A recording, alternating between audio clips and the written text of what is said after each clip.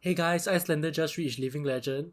Woods Woods! She was Boltyn's worst matchup, and now that she's gone, some of you might want to pick up Boltyn. So in this video, I'll be going through every single possible card that could go in a Boltyn deck. That's like 600 cards. It's a lot. Am I crazy? No. I think I'm not, but I'm very, very bored. So let's get started. This is everything I know about Boltyn. Alright, let's get started with his specializations. There are two that we can look at to see what goes in his deck. Let's take a look at Lumina Ascension first, the iconic card that Boltyn is known for. So this basically says if you've charged this turn, you may attack an additional time with each weapon you control. So you can attack twice with your weapons. If you have double Lumina Ascension, you can attack 3 times with your weapons. And they give your weapons +1. If this hits, review the top card. If it's a light card, it goes into soul, you gain 1 life. Otherwise, it just gets put on the bottom of the deck. So, what this card does is, it might seem like it doesn't do much, right? It just lets your weapon attack 1 additional time. But in the combo aspect of Boltyn, what it does is basically you pair Lumina Ascension with Courage of Bladehole. That makes your sword attacks free. And afterwards, you pair it with the Cintari Saber, which you can dual wield. So you have 2 Cintari Sabers. You play Lumina twice. You can now swing your Cintari Saber 6 times in total. Lumina Ascension twice would give your Cintari Sabers 4 attack. Pair it with a Gallantry Gold that gives your weapon attacks +1 this turn. And now you can swing your Cintari Sabers for 6 times. And that brings your damage up to 30 minimum in your combo turn. So that's how the Lumina Ascension combo works. It's pretty simple, I guess. I explained it pretty simply, but that's how it works. In a different build with a different weapon, the Radiant, for example, Radiant says if you charge this turn, get +3, right? So Lumina Ascension basically lets you swing with Radiant additional time. So it deals 4 and then 4 again. So that's 8. So in a way, Lumina Ascension in this... Not only that, right? If you hit and then if it's a light card, it goes into your soul, you gain 1 life. So in total, you receive about 10. The life gap total is 10 because you do 8, you gain 2. So the life gap total is now 10. So 1 card, Lumina Ascension, can a 0 cost, right? Lets you do 10 damage. And if you want to be very specific about it, you could minus the 3 that you have already gotten with Radiant. So 0 for 7 is basically how this card is valued. The soul, and that's not, we haven't even considered the soul that you gain from it.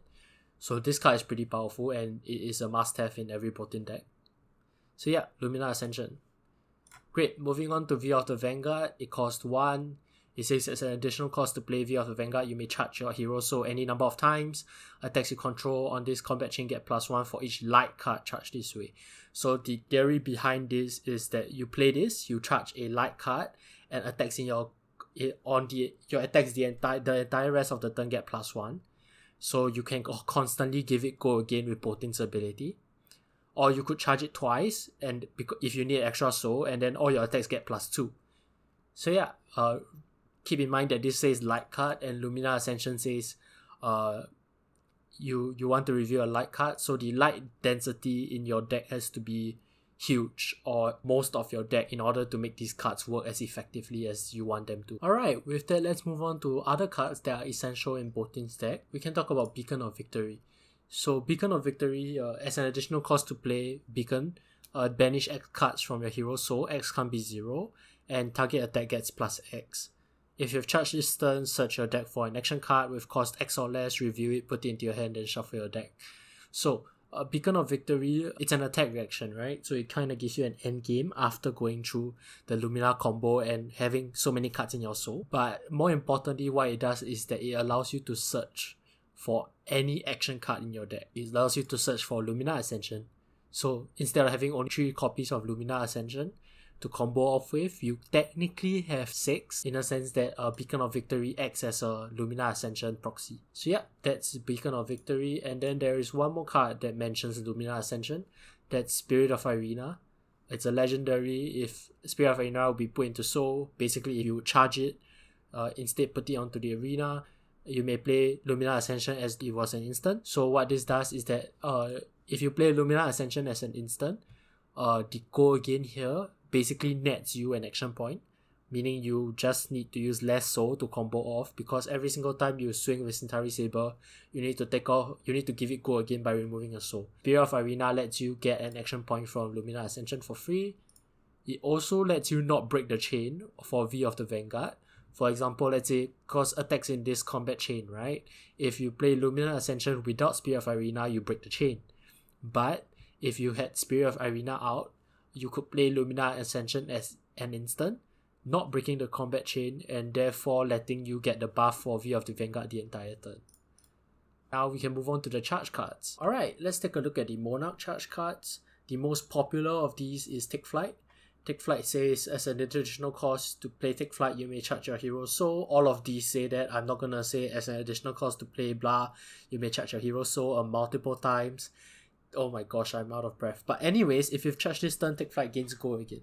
So how this works, you pitch a card, you take flight, you charge a card, it's a 1 for 4 go again. Usually people play rainbow colors of Take Flight. Their rest, if you notice, don't have natural go again.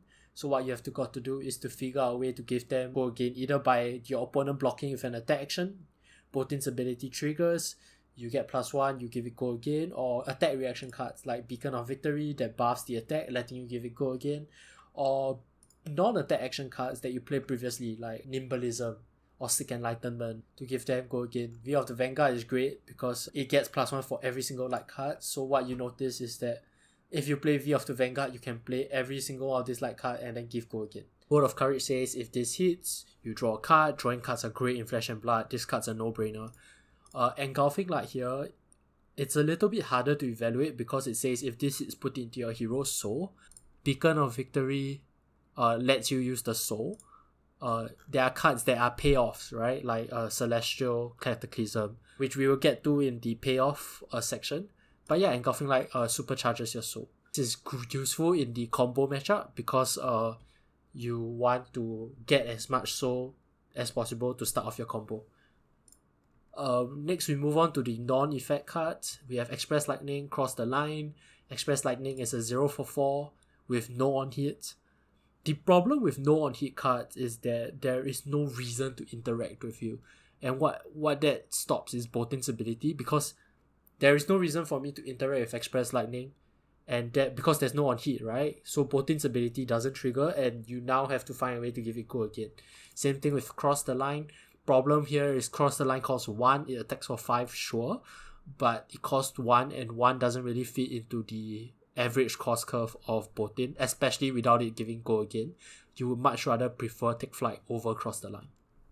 Moving on to the Dusk Till Dawn charge cards, we have Beaming Bravado, which is a 0 for 3. If a yellow card is charged this way, this gets +1.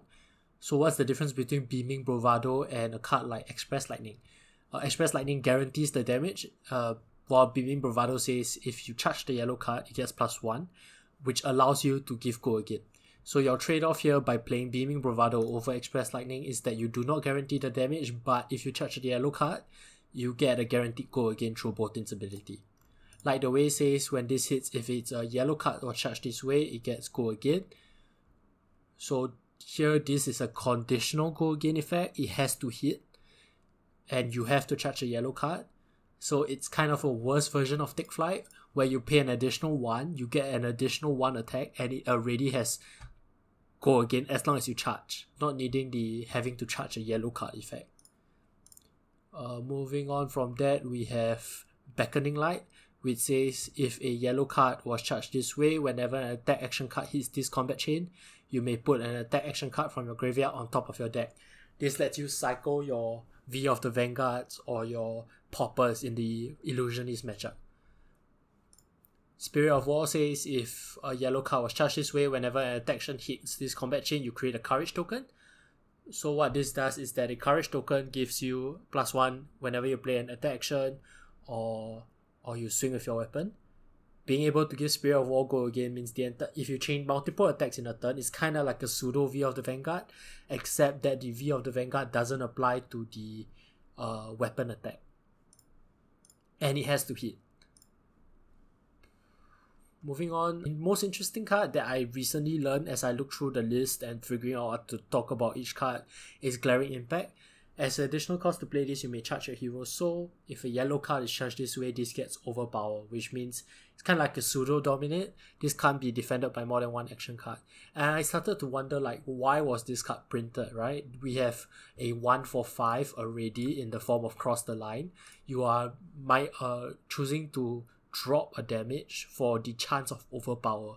And I realized that the way to use this card is to pair it with cards with on-hit effects. For example, Smashing Good Time, which destroys an item when your next attack hits. Premeditate, which says if you hit, you get a Ponder token. Things like... What was the one I was thinking of? Sick Enlightenment, yes. Sick Enlightenment says if this hits, you put it into soul. Pairing the buffs with Glaring Impact. Glaring Impact is a card that lets you push the on-hits, which isn't too bad. I haven't tried it yet, but it's something I'm looking forward to do. Just food for thought. I doubt it is good, but food for thought. Something I wanted to point out is that the Dusk Till Dawn charge cards do not synergize with V of the Vanguard, because all of them say charge this way. So you need to play the card, play Like the Way or Beaming Bravado, and charge to get the effect. It doesn't apply to... It's different from the Monarch charge cards where they says if you've charged this turn. So that's one of the anti-synergies that it has with the deck, which is why you would see that some of these cards are not as popular or not as widely used compared to the Monarch charge cards. Alright, with that, I guess we can move on to Prayer of Boltyn. Prayer of Boltyn is another way to charge, it's the first non-attack action charge card.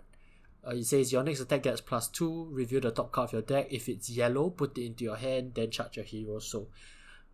So you are basically just praying for the top of your deck to be yellow to attain the charge effect.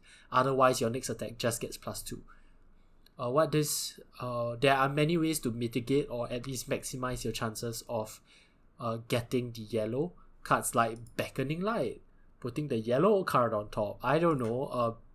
There are some options in the generic slot that help you to manipulate the top card of your deck by either opting or revealing it and making sure it's yellow before you play Prayer. Soulbound Resolve is a equipment that lets you charge on your opponent's turn when you defend with it,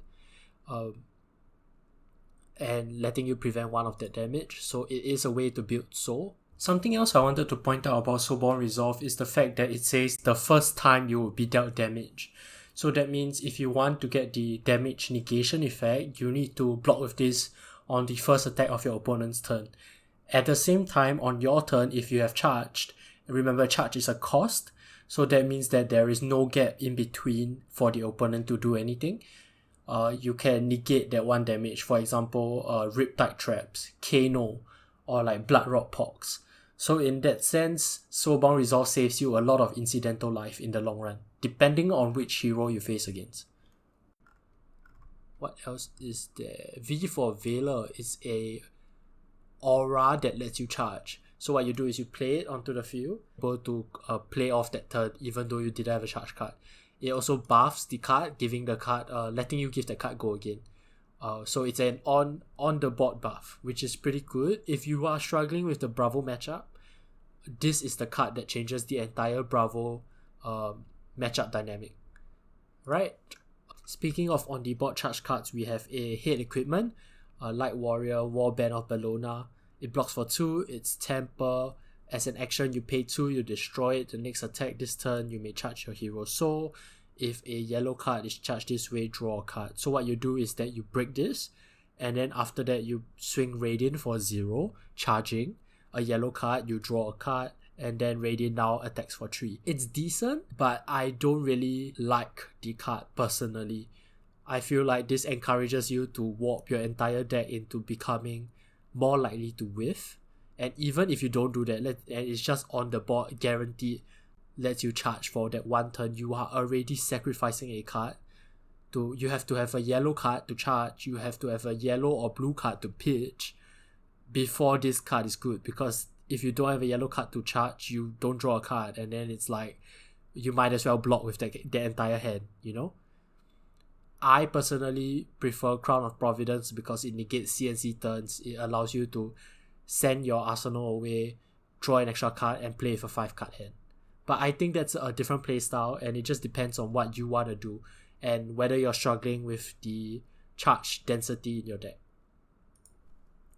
Right, we can move on to the Bannerets. Alright, let's take a look at the Bannerets from Dusk Till Dawn. These Bannerets are basically charge fodder. If you've charged them, you get a certain benefit. The Courage gives you a Courage token, Gallantry gives you a Quicken token, Protection gives you a Spellbane Aegis token, and so on and so forth. Let's eliminate Banneret of Resilience from our discussion because it says when you charge it, the next action card you defend with. So the only time you can use this so far as the creation of this video is the Soulbound Resolve, where it is the only time you get to charge on your opponent's turn. That might change, and if so, then yeah, this might be relevant, but for now it's completely not something you want to play in your deck. Moving on from that, it is a Banneret of Courage.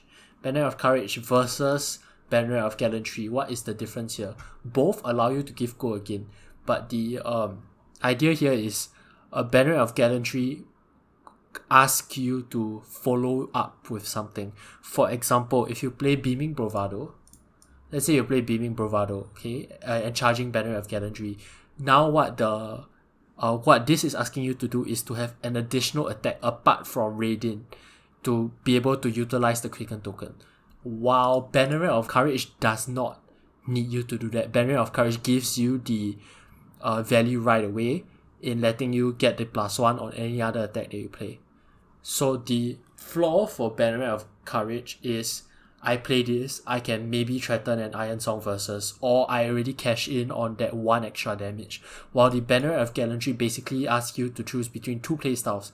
One, I charge this card and I don't do anything else this turn, or I play this card and I have a follow-up after that, apart from my Radiant, to be able to utilize the Quicken token. Banneret of Protection creates a Spellbane Aegis token, which is basically Spell Void 1 for arcane damage heroes. Well, it is a very specific card, which means you really need to be able to justify the slot to be able to put it into your deck. Yep, as I continue talking about the rest of the cards, there are a lot of reasons and a lot of different cards to be able to put into Boltyn, and you really need to be able to justify each card over the other. Then we have Banneret of Vigor. What Banneret of Vigor does is that if you charge it the next time you hit this turn, you gain 1 resource. That 1 resource could go into a number of different things. It could go into an Iron Song versus activation. It could also go into a card called Valiant Trust, which says if you charge this turn, Valiant Trust get +3, so you don't have to pitch for this. It is essentially 7 damage. Okay, Banneret of Salvation gives you 1 life if the next time you hit. So the idea behind these Bannerets are basically depending on how many you run and how much value you get off them, are they worth the trade-off from them being completely different cards? For example, are you changing your Bannerets for charge cards? What are the slots that your Bannerets are taking up? Because these Bannerets do not do very well offensively. Like, you are playing a 0-for-3 with no go again, or a 1-for-4 with no go again. We literally just went through a card with 1-for-5. Like, there has to be a specific reason, and your ratios have to be correct to get value out of these Bannerets without sacrificing the aggression or the consistency of your deck. Alright, moving on from the Bannerets. Oh my god, I'm really so tired. But okay, let's take a look at the light cards that Boltyn can use. There's Battlefield Blitz, a 1-for-5 go again if you've charged this turn. We would consider one of these cards pay off, right? So Battlefield Blitz, 1-for-5 go again. Ain't too bad if you compare it with Valiant Trust, which is at the end of the thing here. Yep, so this is a 1-for-7. So the difference here is 1-for-7 you have to take out a soul to give it go again to swing Radiant, for example, but Battlefield Blitz is a 1-for-5 go again. So basically you're trading the soul for 2 damage. Depending on how you see that as in your deck, then you decide whether you want to play Battlefield Blitz or Valiant Trust. Keep in mind that Valiant Trust itself, the +3 only occurs during your turn when you play it. So you can't use it as a popper. For example, if you Soulbound Resolve on your turn and then it doesn't become 7. It only becomes a 7 on your turn when you play on the combat chain as an attack. Okay, moving on from that, the Beaming Bravado we've talked. Blessing of Salvation. It's a 1 for 3 if you've charged this turn or if a card has been put into your soul. You can play as an instant, gain 3 life, so it's kind of like a Sigil of Solace, which is a 0 gain 3 life, but it doesn't block. I think you will always play Sigil of Solace because of that 1 resource, but maybe some card down the line might prove that wrong, or maybe it's not for Boltyn to use, maybe it's for a different hero to use. From there, Blinding Beam. This card was relevant when Bolt and Short was around. Bolt and Short says if you have an attack greater, if Bolt and Short's attack is greater than his base, it gets go again, right? So Blinding Beam just stops that straight away by causing it to -3. Fun fact, Mark of the Beast, was it? Let me search for that card. February cards, Mark of the Beast. If for any reason whatsoever, right, someone plays Mark of the Beast against you and then you Blinding Beam it, it is not considered to have been banished a 6 attack card. Lavaya will take Blood Debt. Boom, big brain, right? As if she needs even more counters. But yes, for some reason that's an interesting thing that you can do with Blinding Beam. Other than that, it really stops Bolt and Short. Blistering Assault came out in Dusk Till Dawn. If you have a yellow card in your pitch zone, it gets go again, so it's a 2 for 5 that you won't have any resources left over, so it's literally just a 2 for 5 go again. And then the question you should be asking yourself here is, why don't you just play 1 for 5 Battlefield Blitz? Like, make it make sense, you know. Here you have to pitch a yellow card. You can't even pitch a blue, you have to pitch a yellow card. And then to just get it go again, you could just pay 1 and let it have go again if you have charged this turn, which is already part of your game plan. Oh, and this blocks for 3, this blocks for 2, like, nani? Okay, but maybe down the line there's a variation. I would never discount it. It's just not right now. You can't even like buff it. You can't even play a buff card because like what are the buff cards? Seek Enlightenment, I guess. Like they don't like even if you +3 it goes to an 8, it's still a 3 card block. Like doesn't okay, why am I spending time on this card? Okay, moving on. Gosh. Bolting Blade. Interesting card is this. Bolting Blade costs 2 less to play for each time you've charged this turn. So remember when I talked about how V of the Vanguard you can charge multiple cards? One of the combos in Boltyn, or one of the synergies, is that you V of the Vanguard charge 2 cards and then V of the Vanguard comes in for 5, Radiant comes in for 5, followed by Bolting Blade coming in for 9, that it's free. You pay for V of the Vanguard by Tunic. And then voila, you have 9/5/5, 19 damage. And this you can play this card for free. Another thing that this card is good for is it's a popper, it's 7 attack, so it deals with Dromai pretty well. But other than that, there is no reason to play this at all, right? Like when you put this card in your deck, you have 2 reasons. 1, you want to play AV for the Vanguard. 2, you want to pop dragons or pop heralds and whatnot. Because if you are looking for a 2 for 7, like let's say if you only charge 1 card, then once again Valiant Trust is or Battlefield Blitz is the answer here. Because Valiant Trust is 1 for 7 and you can give it go again. This doesn't self buff, so this ends your turn unless they interact with it. Moving on, Break of Dawn. The next time a Shadow Source would deal damage this turn, prevent 4 of the damage. Maybe there's a Shadow Arcane hero, and sure. But other than that, you would rather run Sing Below's Fate Foreseen, Oasis Respite. There's a lot of more reasons to run those instead of running Break of Dawn. Not for the foreseeable future. Maybe another soul payoff is Celestial Cataclysm. I mentioned this when we came to Engulfing Light. The card that when it hits, it puts the card into your soul. Celestial Cataclysm says as an additional cost, you banish 3 cards. It's a 0 for 7 go again. Once again, why Bolting Blade and Celestial Cataclysm? They are poppers. Blocks for 3, pretty good late game in your combo game plan, because the combo gives you a lot of soul, right? So Celestial Cataclysm is kind of like a game ender. Or if you've been on the back foot the entire game and you've just been charging up your soul, Celestial Cataclysm can turn the tide by presenting a 0 for 7. Charge of the Light Brigade. It's a 0/3. The next attack you charge this turn gets +3. Go again. So you have to charge the attack. So you can't pair this with things like Snatch and Lighten Strike. It has to be paired with a charge attack. So Bolt of Courage, Engulfing Light, and stuff like that, which is kind of limiting in terms of the reason to play it, but it is a 3 block. Compare this with a card like Nimblism. Which is the next attack action card with cost 1 or less you play this turn gets +3. The only difference here is that it's an additional block with the added on limitation that you can only use it on the next attack you charge. I know we're going to go into the generics at a later time, but I just realized between Nimblism, Charge of the Light Brigade, and Captain's Call, I believe.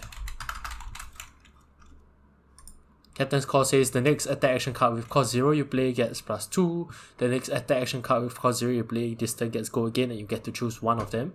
Between these, you have a lot of variation in terms of what you want.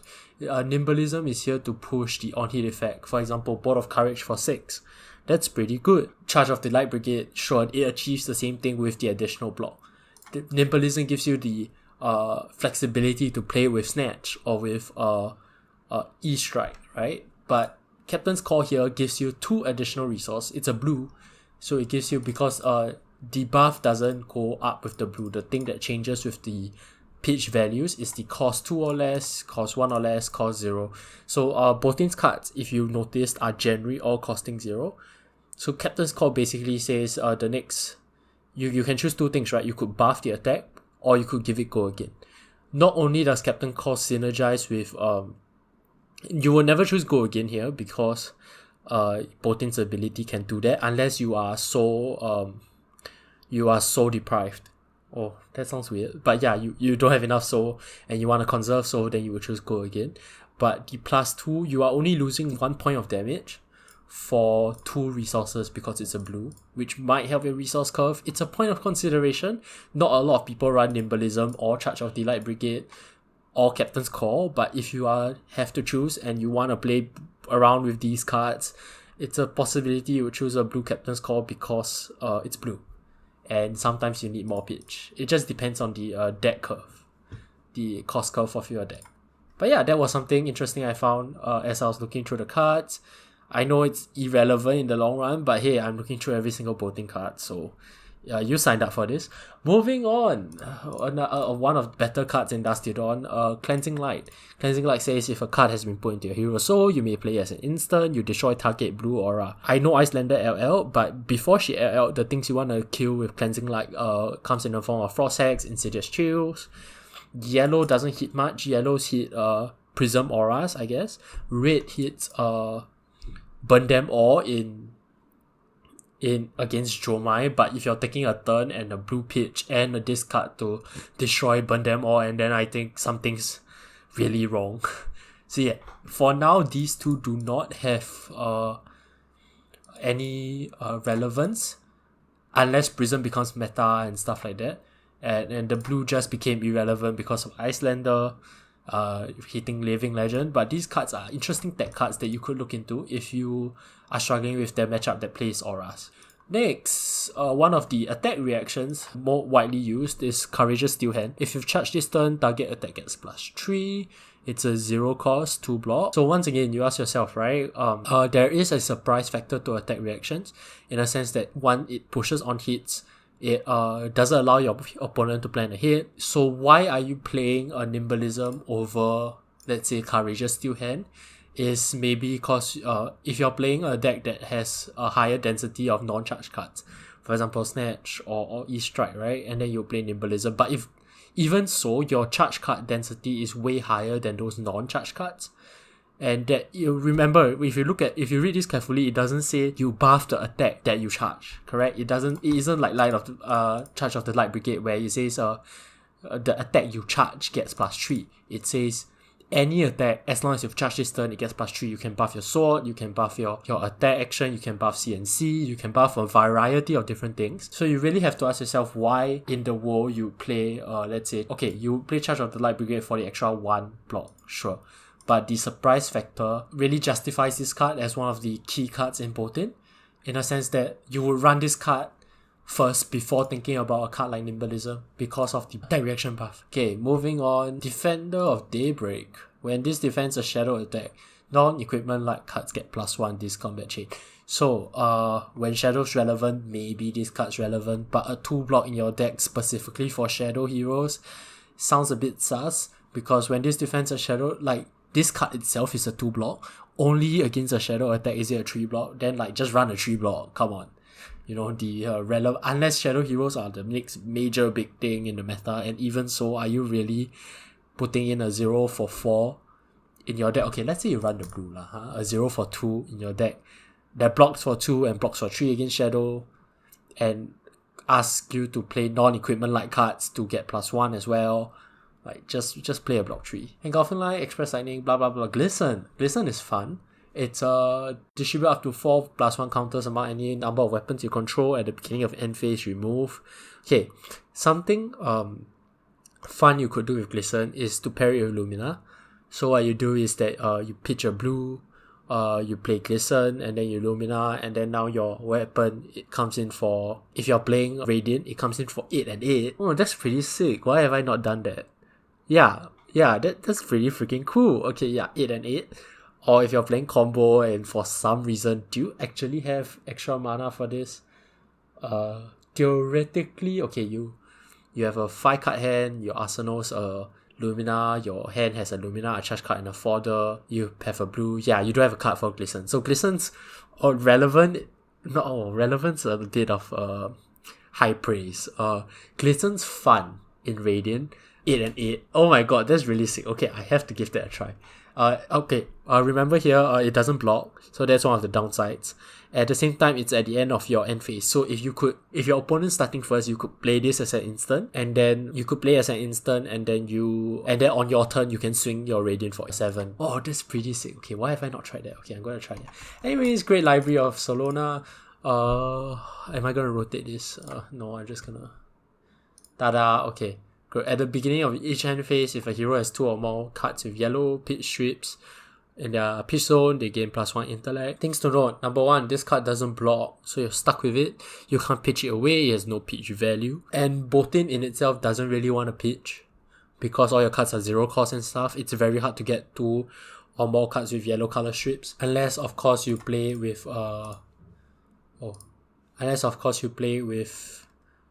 Banana Blade.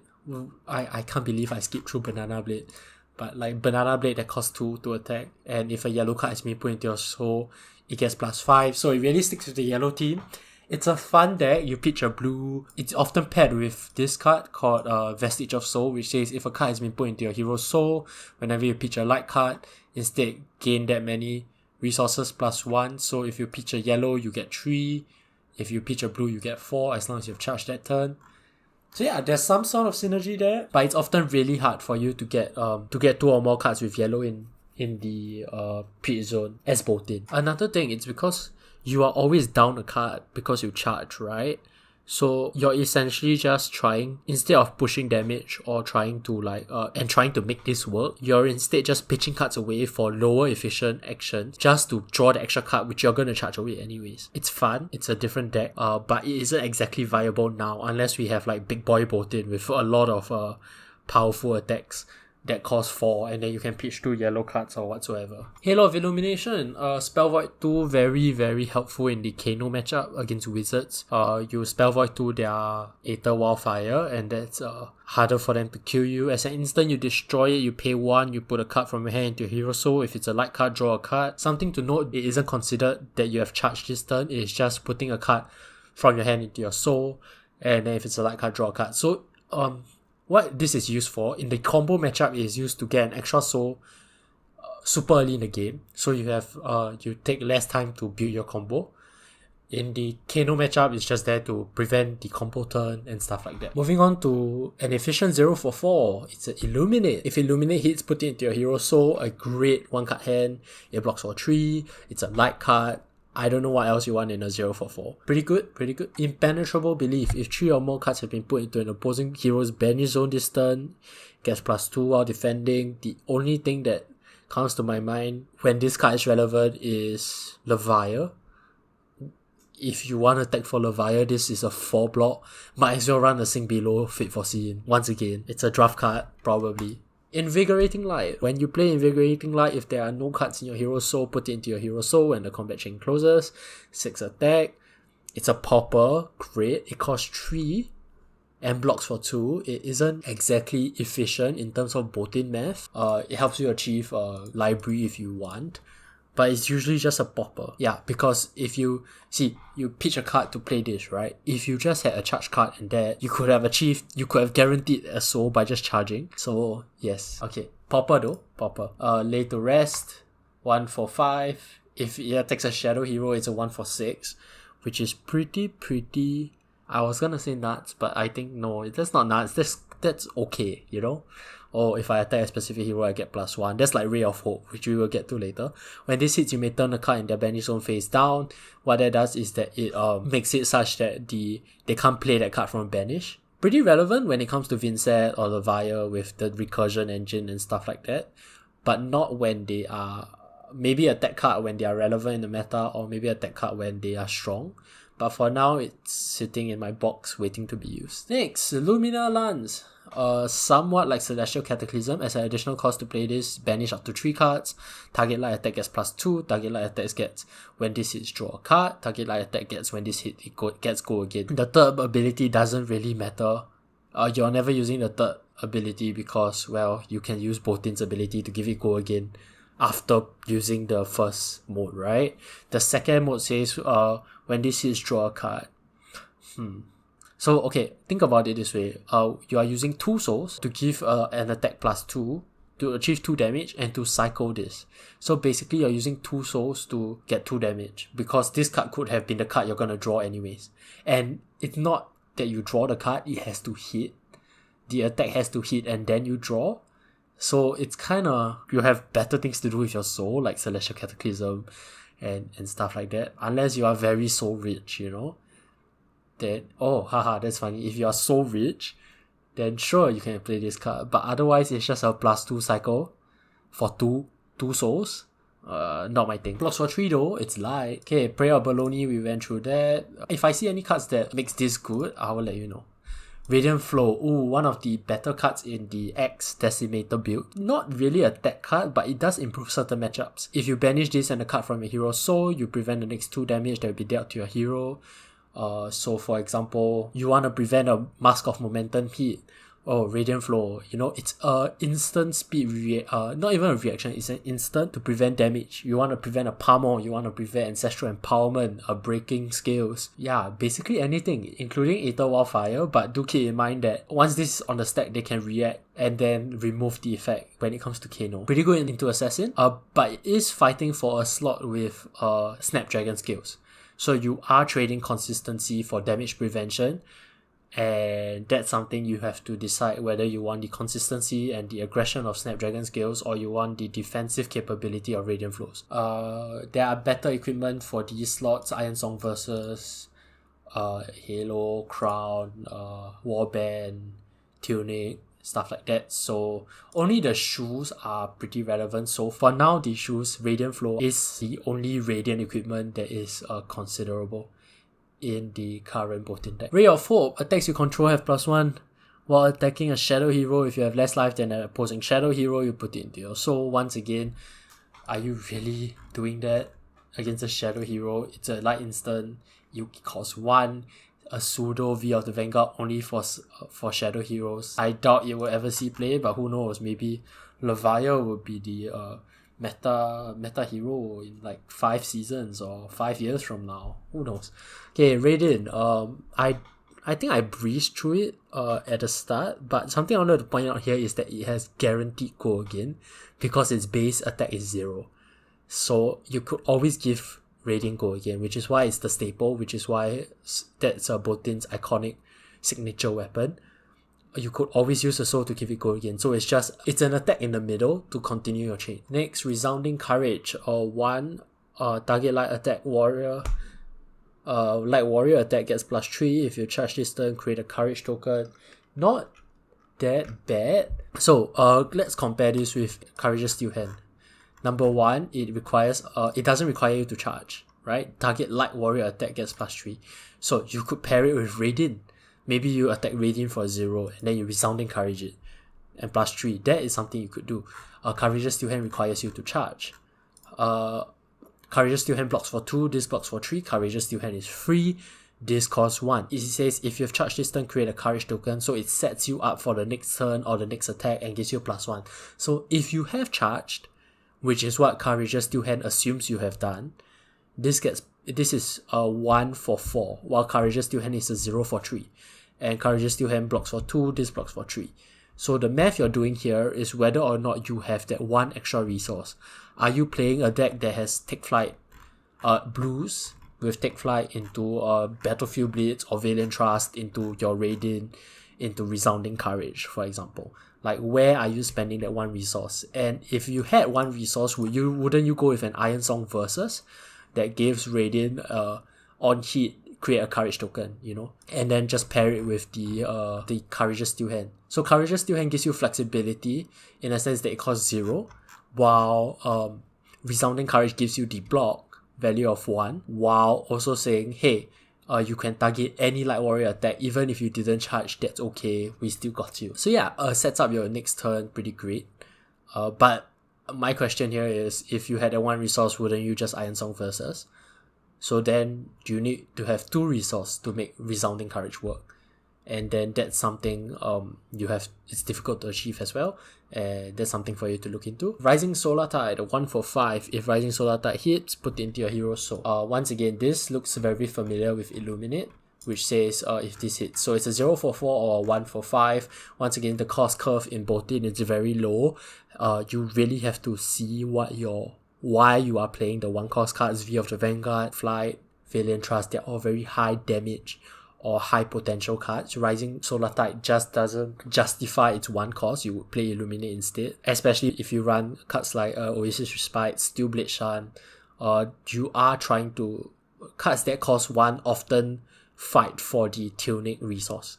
And having cards that don't fight for the Tunic resource makes the cards that do want the Tunic resource more reliable. So yeah, if you have Tunic and you're not really reliant on Tunic, then sure, Rising Solar Tide is a 1 for 5, that's great. Then my question comes, there are other 1 for 5s in the generic slots that have perhaps better on hits or on par on hits. For example, Sensor, which we'll get to later. I will always favor 0 for 4 because that's Boltyn's cost curve. Moving on, Searing Ray, 1 for 6. If you have a yellow card in your pitch zone, doesn't work off Tunic. Once again, this yellow synergy thing, it blocks for 2. Maybe for a different hero, not Boltyn. If you want a Blistering Assault and Searing Ray into your Great Library of Solana, then hey, I concur with having fun, Yes. Oh yes, I skipped through Light of Soul. Light of Soul, when this pitched, reveal the top card of your deck. If it's yellow, you may put it into your hero soul. So kinda like Prayer of Baloney. Remember, this isn't charging, and you have the choice to whether you want to put it into your hero soul if it's yellow. So if it's Lumina, if it's V of the Vanguard, if it's Beacon of Victory, you might not want to put it into your soul, and that's okay. Requires a high yellow density in your deck. It doesn't block, it's a resource gem. It's fun, but whether it's viable or not depends on how soul hungry you are. Personally, my decks don't really face the soul issue. So yeah. Fun card though, one of the cheaper favorites if you're looking into getting those. Okay, Sick Enlightenment. It's a 1 cost. The next attack action card you play this turn gets +3 if this is put into your hero soul. So I have a friend that really likes Sick Enlightenment for some reason. He likes it a lot. I tell him, no, just play Nimbalism. Oh, Sick Enlightenment is so fun. Fine, I agree, it's fun. So, you remember these buff cards I was talking to you guys about? They pair really well with Glaring Impact. I know it's meme. Just let me meme, okay? So 2 for 7, overpower, go again with Boltyn's ability. That's pretty cool. Goes into soul once again if you're looking for more soul. then yes, this might be a card you consider. It doesn't pair well with Engulfing Light though, because Engulfing Light already goes to Soul, so there's a bit of anti-synergy there. That's for, pairs, okay, you can pitch a blue Sick Enlightenment into CNC for 9. That's okay. 9 go again. But with Radiant, you often want to charge, and this isn't considered charging. So the reason you're playing this is for the on-hit effect. That's if you're really so hungry. It blocks for 2. Yes, okay. But then again, all the buff cards block for 2, right? Like Nimbalism, Captain's Call, all block for 2. Soul Food. Okay, people are speculating on this for Dusk Till Dawn. They were buying it. Guess what? It doesn't work. It's bad. But okay, it's a 0. Block for 2. Put Soul Food and all cards in your hand into this hero soul. Put the cards face up. So, the only time you want to do this is if you take all your cards as block 3 and you don't block for the entire of your opponent's turn, you are valuing each soul that gets put into your soul as 3 life. And is your soul really worth that much? Celestial Cataclysm evaluates the soul as 1 soul is 7 divided by 3, which is 2 1/3. Beacon of Victory says 1 soul is 1 damage. Soul Food, a great first turn action, but remember you have to put all cards in your hand, which means you can't discriminate. You want to keep Lumina Ascension? No. You want to keep V of the Vanguard? No. You want to keep your key cards that are good? No. All of them go into your soul. You can argue, I've argued myself, I can just play this as itself. I can block with 3 cards and then play Soul Food. And then the thing is, then you might as well play Illuminate, which is a 0 for 4 on hit go into Soul. you threaten the on hit, you have an additional block. Like, okay, yes, Soul Food, bad. It's so fooding bad. Okay, I'm sorry. Soul Shield, great. Light defense reaction, cost 2. Put into your soul, you are so positive. Oh gosh, I'm sorry, these puns are not intentional, but I guess we're talking about soul. 2 for 6, pretty on rate. Is it on rate? 2 for 6. Okay, if 0 for 4, okay, we can compare this with Steelblade Shan, which is a 1 for 6. So by paying additional 1, Steelblade Shan is a red, right? Red is a 1 for 6. A 2 for 6, that's a yellow, and it goes into your soul. It's a pretty darn good card. And if you're looking at defense reactions and what to put in your deck, Soul Shield is definitely the must add, because it really helps to pad up your soul for the turn that you go off. Blah blah blah blah blah. Tome of Divinity. If a card has been put into your hero soul this turn, draw 3 cards. Cost 4 though. So even if, let's say, you have to pitch 2 cards to play this and draw 3 cards, you are basically playing Tome and the 2 cards to draw 3 cards. You basically get the same amount of cards back. But if you pair this with Vestige of Soul, if you pitch a blue and then you play Tome of Divinity, the blue becomes 4 resources, you pay it, you draw 3 cards, you are now up by a card. That's pretty good synergy here, but you have to play it if a card has been put into your soul, and then you're drawing 3 random cards from your deck that you might not have planned for and might not synergize with one another. It's good in the Banana Blade deck, but apart from that, it's really risky to play. It can't block, you need a blue. It is really hard to make it work. United We Stand, a popper that if you block with 2 cards, Unity, you create a courage token that allows you to have guaranteed go again on the turn that you pop it. Not too bad. It pops. It blocks for 2 though, but the ability to create a courage token and get go again on your next turn is pretty cool. A consideration if you're trying to pop Jomai. But then again, if you're fighting Illusionists, right, you only want to use 1 card to pop. So the Unity effect only is relevant against non-Illusionist heroes. I would encourage you not to shortchange the Courage token though, it's pretty relevant. Valiant Trust, we talked about this, it's a 1 for 7, it's hyper efficient damage dealer, one of the core cards of the deck. It's really freaking good. It blocks for 3. Yeah, it's one of the better cards payoff that isn't a Majestic. And yeah, and that's it for all the possible light warrior cards, the light cards that can be found in Boltyn. Join me in the next episode where I go through the warrior card as well as all the generics. Woohoo! I'm actually pretty excited to go through those. They seem to be lesser explored, especially the generics. I have some personal favorites like Knick-Knack, Bric-a-Brac to show you guys. But yeah, join me in the next episode. Well, I hope this has been somewhat informational to you. Please subscribe, Thank you. Bye bye.